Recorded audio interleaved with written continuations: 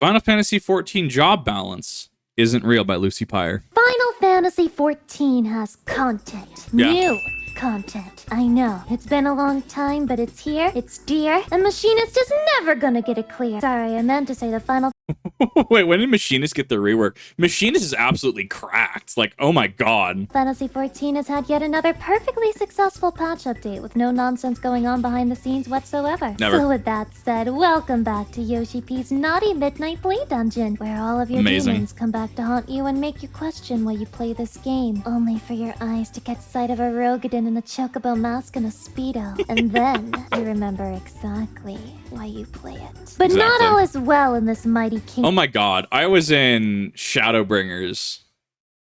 It's not spoilers to say. I was in Yulmore, right?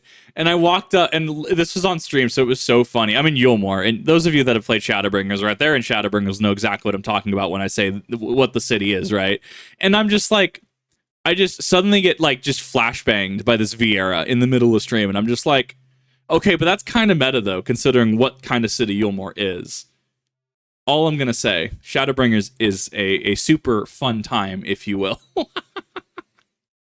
Man, that expansion is going to be rough. It's going to be wild. That story is going to hit me like a Mack truck. Kingdom of ours. In fact, something very dark indeed has happened. An almighty meme oath has been broken, and gamers are struggling to find a way to move on. That's right. A crazy decision has been made. Instead of simply buffing a few potencies on the lacking jobs, the devs have decided to nerf the Savage Fight itself. So Really? this is how job balance dies. Not with a bang, but with the thunderous clapping of Yoshi P's orange parsing ass cheeks. It turns The fact that Yoshi P is also a Black Mage, like, I think Black Mage is an incredibly underrated class. I think you have to have higher game knowledge. And what I mean by that is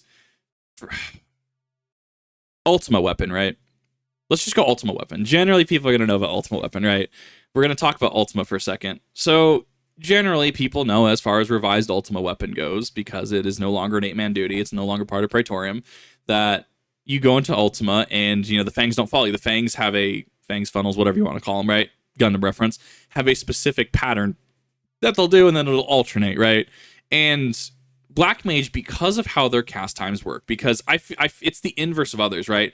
Where you'll hit as, like for melee DPS, right? You'll hit a skill, and then you're on global cooldown for a period of time. Black Mage is the inverse, where you start the spell, you have to root, and you finish the cast time, and then you cast it and can go immediately into your next skill, right? Well, I guess there's a little bit cooldown. Anyways, but think of it like reverse melee DPS in certain aspects. That's how my brain's rationalized it. Black Mage has to know where to stand. If Black Mage cannot stand, especially without ley lines, or if ley lines on cooldown, you have to know where to stand so you can cast your spells and get your rotation off. That being said, as Black Mage does have a very specific rotation to it, let's just go with the current 90 rotation, right? Single target 90 rotation. You're going to go Blizzard 3, Blizzard 4, Thunder, Blizzard 1, keep it up. Then you're going to go Fire 3, so you swap over to Fire, and you have the full 3 Ice Crystals for spell downtime. Fire 4, Fire 4, Fire 4, and then you're going to go into Fire 3 again, I believe it is, right? Yeah, Fire 3 to reset the timer. Then you're going to go Fire 4, Fire 4, Fire 4. By that time, you're almost out of mana. You're going to hit Despair, and then you restart from that. What happens, say, for instance, if you're doing, I don't know, O11S or O11, right? And you're playing Black Mage, and you get to the first Fire 3, right? What do? And you get interrupted, or you have to, like, undo where you're standing, right? Black Mage recovery and where to resume their play lines, because I view it kind of similar to a TCG, right? Where if you're playing, say, Sky Striker and Yu-Gi-Oh, right? Where you're going to go reinforce from the army into Sky Striker Ray into, like, engage, right? Engage into XYZ, right? Or if you're playing something like Invoked, right? Where you go Magical Meltdown's good. Okay, Magical Meltdown, search Alistair, normal summon Alistair's good. Alistair, search Invocation, add to hand, Invocation, right? How you have lines of play there, right? And you can see this in Branded as well. Do I start off my turn with Instant Fusion, Millenniumize Restrict? Do I start off by doing Branded Fusion? Do I start off by using what's the one that I always use? It's the in the Rev's cards. He does it. It's the Lord of D retrain. Someone's gonna know what I'm talking about, right? Do I start with that? How you have lines of play to get to your end goals. That's how I view Black Mage. If you have played trading card games, if you've played anything like that, right? Say you play, like, I don't know, Birthing Pod and, you know, Magic the Gathering, right? I think you can pick up Black Mage fairly well because there are lines of play. Black Mage recovery in itself is an art. But the fact that, oh my god, Yoshi P is a black mage, just, oh, it's so good. Turns out that certain party compositions just weren't able to get the clear on week 1 of Savage, which is a problem, because that was the one good thing we could say about the design of this game. It was our copy pasta, our meme that was torn apart by this Savage act. Meta shmeta. All jobs can clear. Just play whatever you want, Fivehead. That was the time loop we used so that we never had to fix any of the actual problems with gameplay. Someone who has a lot more 14 experience, I definitely welcome your input here in the comment section. As far as I'm aware, if you try to go into a party find or even try to just enter a party as a black mage into an ultimate, they will actually just kick you. It's not because black mage is inherently bad. The skill ceiling for like black mage and ninja at this point in time are so high, with the payoff not with the potential like loss and damage being so great. Sometimes it's just better. And I feel like there is mathematically a potentially best party comp in the game. This is just me speculating as somebody that has just entered Shadowbringers, as somebody that has, had conversations with many, many players in Endgame and 90 content going into Dawntrail, right? I feel there's mathematically a best party comp. I feel if you have, like, one Reaper and one Samurai, grats, you have the two best physical DPSs in the game who constantly war with each other for who's number one, right? So Reaper, Samurai, there's your DPS right there. God, probably Paladin if I had to say. Maybe like a Paladin Warrior comp. I guess if you're going for more damage, you can maybe swap out for a DK, right? Dark Knight. In regards to healer, I don't actually know on that one, being completely honest. I feel like White Mage has a lot of utility, but there's something to be said about, some of the shield healers and stuff. Sage I could see going to some really funny places, actually. Sage maybe is the second slot healer. What I'm trying to say is, well, if you know what along the lines, if you know what the best party comp is, I'd be very curious as to your reasoning on what it is, or if I'm even on base or off base on that. But I'm sure there's ways that you could mathematically showcase what the best party comp is. And, day ones, you'll see a lot of people influx as Red Mage to get the clear, because Red Mage gets, like, literally everything in the game. They get a res, they get a cure, they get, we don't get, like, Mana Ward, we don't get anything like that. Red Mage is in a very much strange area, but the fact that you have that extra utility from Red Mage makes it very popular in day ones, because you just have the extra res, you have the extra heals, etc. Also, you buy one, get one free for spells. Red Mage is actually kind of fun. Despite me being bad at it, Red Mage is actually kind of fun. And I can see the argument being said that if an activity does not cater to all compositions, the activity itself needs to be nerfed. And we've seen this a number of times in games. How many times in games has a boss's health had to be scaled down? How many times has the fight maybe lost mechanics or changed mechanics slightly to make it more approachable? I think, didn't Armored Core 6 do this? There was a notoriously hard boss in Armored Core 6, and they ended up nerfing the fight itself, so people that cleared it like week 1 are just like, wow, kind of sucks now, right? But if the fight is not approachable to everybody, I can see a reason for it to be taken down. That being said, there's also something to be said for your 1-2% of player base that want that extra content. And I mean, yeah, absolutely, make an ultimate that's hard, or making that's where your ultimate content is. But furthering from that, there is also a point where it becomes inappropriate to commentate on this. There is a very notorious clan in Destiny 2 who consistently says the game is too easy. They are the top 1% of players. And that's why things like Lightfall are so divisive, because, wow, the Cabal and Neomuna have way too much health. Or that Hydra that spawns in the south has way too much health. Everything hits harder. Wyverns hit way harder than they used to. We had Crota's End day 1, where Wishender was the only thing that I could use that could one-shot Thralls. Thralls, right?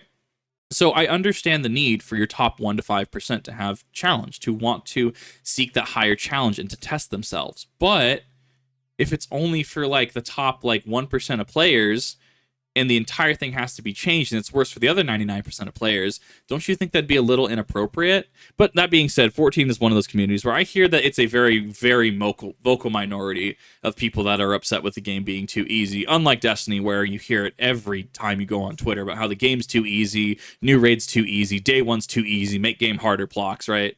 So I very much, coming from environments where people do complain about games being too easy, love going to 14 that is really accessible to a lot of people. Yeah, you're going to hit things like bump in the roads like Shadowbringers, variant dungeons, and Endwalker, which I've seen the really insane attack patterns to. Absolutely, you're going to see stuff like that. But there's a gradual enough curve on up that it makes sense, for one. Two, I respect that 14 continues to try to be as approachable to as many people as possible. I'm a dingus, you have to remember. So being able to do some of the stuff in Shadowbringers is like, wow, okay, I can do this. Holy crap. What now? Are we going to be forced to fix healers and get rid of the mandatory 2-minute buff window? God, the idea of that is so horrible, I can't even stomach it. You had one job, Yoshi. One. And you still fucked it up! The best part of this change is the justification listed in the patch notes, which essentially boils down to, we, the devs, who only play jobs that we care about and can personally make sure are well designed for our own gaming pleasure, have cleared this fight with ease. For the rest of ye pathetic mortals whom lack the skill I know where that is now. Finishing story build. I know exactly where that is. necessary to step forth into the hollowed halls of savage raiding, we have decided to lower the bar as we take pity on thee and thine. Never ask us for anything ever again. Honestly, you can't blame them. I've never heard a single machinist complain about their damage output. Being a ranged DPS with no support options and lowest damage is just their kink. It's what they do. And to deprive them of their CBT pleasures, just cruel. Speaking of range jobs, though, apparently the devs decided to make the fights easier on Melee by making the hitboxes ridiculously huge. So now Melee... I know that I kind of have a little bit of an issue with Melee, if I'm being completely... Well, specifically in regards to Frontlines and PvP, where as I understand it, PvP and Frontlines used to work incredibly different, where like mages could actually use like mortars and stuff, right? They just lob spells a distance, but melees couldn't get anywhere near it. So thus now we're in the situation where some of the melee dashes outreach the range at which a magic user, any magic DPS class can even hit them. But that being said, in defense of Frontlines, which I can't believe I'm saying, Frontlines isn't necessarily the focus of 14. And yes, they are. It does still get updates. Yes, I do it every season because one, it's EXP. Two, it has fun PvP things. You know, like it has like I can't say what those are because technically spoilers, because that does spoil Shadowbringers events. The last two seasons of 6.4, 6.5, the pets. You know what I'm talking about when technically that's spoilers. Also, fun fact: if anyone new into the game, don't have them get Wondrous Tales, as that does have spoilers. Wondrous Tales can spoil very specific Shadowbringers Crystal boss EX events for people. That can, you know what I'm talking about. Wondrous Tales can actually be a little bit of a spoiler if you're really trying to define what can spoil content for players. I digress though. Like, Frontlines did change stuff like as well, and I think melee DPS across the board, it sounds like, just kind of got a little bit of rework, making these hitboxes really large. I don't know how to feel on it personally. I mean, I'm sure there's people out there that'll look at TP, the old tactile points, right? That Melee used to have. And Monk was just starved for just a while on. I'm sure there are people that like the old hitboxes. I'm not sure. I guess, what are your thoughts? Especially if you, you're in current content awaiting Dawntrail, you're an Ultimate Raider, Savage Raider. I'm very curious what your thoughts are on this rework, because I feel like it makes it more approachable, but does it make it too approachable, right? Because there's a certain level of quote-unquote prestige that comes with like Savage rating, especially synced, or Ultimate ratings, which have to be synced. I'm very curious what the overall thoughts on this are. Are the real ranged, except they actually do good DPS. Yeah. In accordance with this change, they have decided to rename the ranged role to the Cuck role. Today, Nice. we must also mourn the loss of an Eorzean champion, a real hero that deserves nothing but our Horse cart. Oh no.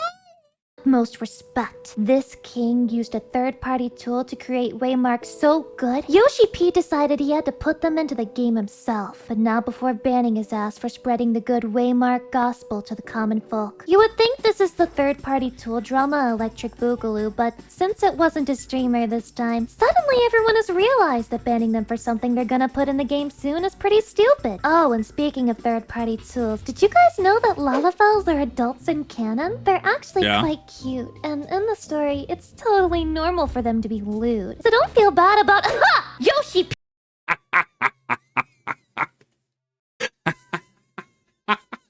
It's the Lalafell agenda at work. Now that I fucking got you here, answer me. Where are the Vieira hats? Where are they? You have a graphical update plan, but you're letting Peter Cottontail's ears get cold? What I think that was planned for Dawntrail, if I understand it correctly, along with dual channel dies. are your priorities, really? If I can't have hats, can I at least have an ass slider? Because people call me a pancake, but my mediocre... Technically, we do have that. It's 2B thigh highs from Copied Factory.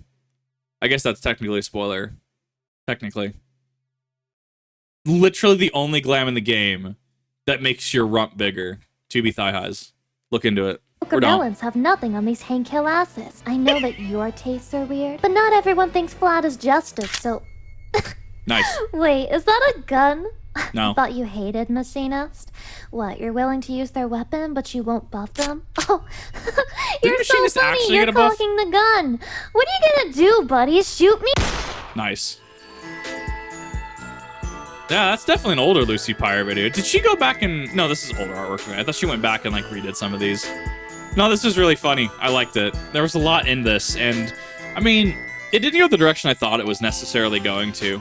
I thought it was going to go along the direction of, like, how different... I mean, it kind of with the same vein. How different jobs do different... Oh, that's a spoiler in top, right? How different jobs do different things. Like, about the intricacies of, say, for example, warrior versus paladin versus dark knight, right? That kind of thing. And, like, but it was still on point, right? We're talking about job balance not being real and how a savage has to get nerfed to be more accessible to all job comps rather than there just being one meta job comp. And in fact, really from a game design perspective, I really do respect that because, like, look, there has been formats in Yu-Gi-Oh! Like Teledad, right? There has been formats in Magic the Gathering that are just a single color or color soup deck just wins, right? Having a stagnant, stale comp or format, right, whether it be game, TCG, etc., generally isn't fun. Yeah, absolutely. I've played with people that... So I used to play a game called L5R, right? And there was a deck for a time in Emperor Edition called No Face. And effectively what it was, think like in Magic the Gathering, if your opponent played no creatures, right? And there's not really a good equivalent to Magic the Gathering. I'm going to try to make it as equitable as I can. If you played No Face and know what I'm talking about from L5R, please feel free to add some commentary down below onto the intricacies in regards to this. I will do my best to paraphrase, though. No Face was a deck which had a stronghold. Think of like a commander, but in a like a commander that produces like land, right, mana, and effectively the stronghold could just send people home. So the right reason it was called No Face is this deck ran no personalities. It ran no quote-unquote creatures, monsters, what have you, right? It ran no personalities, and anytime you tried to attack it, it would just send you home. If I remember correctly, I think its end goal was Honor, actually. I think its end goal was Honor Ramp. And it becomes a situation... Or we have similar in Emperor Edition. We have, like, Kalani's Landing, where, yeah, absolutely, I knew players who just played Kalani's because it's the best thing in the format to play, right? You have a holding that taps... bows... right? Taps for like 5 gold, except it can't pay for a personality. Grats. When the highest when about average in the format is 4, you have your couple 3 holdings, but like 5 is nutty. 5 actually ramps it up, but it also untaps like every phase. So imagine, if you will, you have like a land that produces like 3, right? You have a land that produces like 3 colorless, and every phase it untaps, and then you can just tap it again to pay for whatever, right? Whether it be an artifact, whether it be an instant, whatever, right?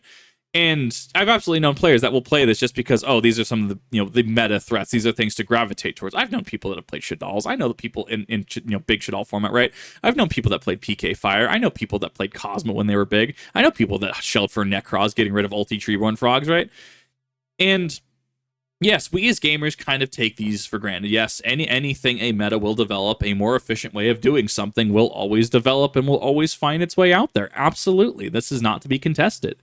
However, part of the issue is it's not fun for a lot of people. What happens if you want to do that just wants to show up with his Dino deck in Yu-Gi-Oh! Or his Hero deck and just gets absolutely squashed by Sword Soul Tenyi? What happens if you have somebody that wants to try blue-white heal jank, and they go up against a player like me, round 1, who plays like modern Tron, and I get Ulamog, the Ceaseless Hunger, out turn 4, right? Like, I'm not even saying that's a meta threat, but like, they're trying to make the game as approachable to many people. And there is a point, yes, where it becomes too approachable, where no meta develops and everyone just sneezes and goes through content, and then people are just like, well, why play the game anymore? But on the other side, there's also too much of a barrier where it leads to the Destiny 2 problem, where you have a specific vocal minority of people in the top 1 to 5% that consistently say the game is too easy, we need this game harder, this game needs to be harder for us. And, F the other 99 to 95% of the player base, right? So it's a little bit of a balancing act. And as far as I'm aware, I mean, 14 has made some good changes. They've made some changes that a lot of people have arched their eyebrows at, but generally, this is a game that I've chosen to sink my time into, and I feel is worth my time, and by extension, if you are curious and want to try the free trial, your time as well. There's a lot of content in this game, and I hear like 90% of players don't even touch Savage and Ultimate content, so I don't know. I guess what are your thoughts on this? What are your thoughts on job balance? Do you think certain jobs are more overtuned than others? Do you think that some jobs like Black Mage are less approachable to new people or less approachable overall? Do you think that certain jobs, just absolutely in the Savage and Ultimate sections of the game, do you think that they're just not? They just can't keep up. They just can't hang unless you're in that top 1 to 5% of players. Let me know in the comment section, all that fun stuff. Please keep it civil. Remember, I do have to put the overlay up on this because Lucy Pyre has asked that anyone that does react to her content, please put up that overlay, and I ask that you do please respect that as well, especially if you're thinking about reacting to her content. Definitely ask first if you can, and yeah, definitely go check out Lucy Pyre if you haven't. Have a good one.